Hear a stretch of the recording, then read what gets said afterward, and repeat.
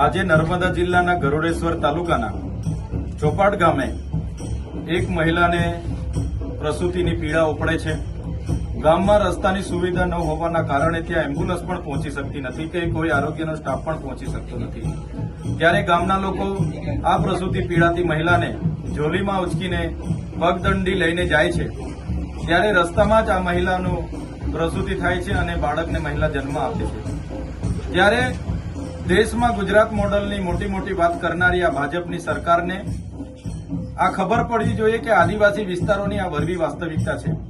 જ્યાં તમે 3000 કરોડની સ્ટેચ્યુ ઓફ યુનિટીની પ્રતિમા બનાવી છે, એ જ સ્ટેચ્યુ ઓફ યુનિટીની પ્રતિમાથી 10 કિલોમીટરનું આ ગામ છે. આજે પણ આ વિસ્તારોમાં શિક્ષણ હોય, સિંચાઈ હોય, આરોગ્ય હોય, પીવાના પાણી હોય, રોજગાર હોય, તમામ બાબતો આજે પણ આ વિસ્તાર વંચિત છે. ત્યારે દેશ આઝાદ થઈને આજે 10 કે 20 વર્ષ નહીં પણ 78 વર્ષ થયા છતાં આ વિસ્તારની પરિસ્થિતિ આ છે. ત્યારે સરકારે આ વરવી વાસ્તવિકતા સ્વીકારવી જોઈએ અને આ વિસ્તારોમાં શાળા, રોડ, રસ્તા બને અને જે પણ લોકો આમાં જવાબદાર હોય એમના પર કાયદેસરની કાર્યવાહી કરવામાં આવે એવી અમે માંગ કરીએ છીએ. આવનારા દિવસોમાં આ પરિવારની મુલાકાતે પણ અમે જવાના છે. ત્યારે સત્વરે સરકાર યોગ્ય કાર્યવાહી કરે એ પ્રકારની અમે માંગ કરીએ છીએ.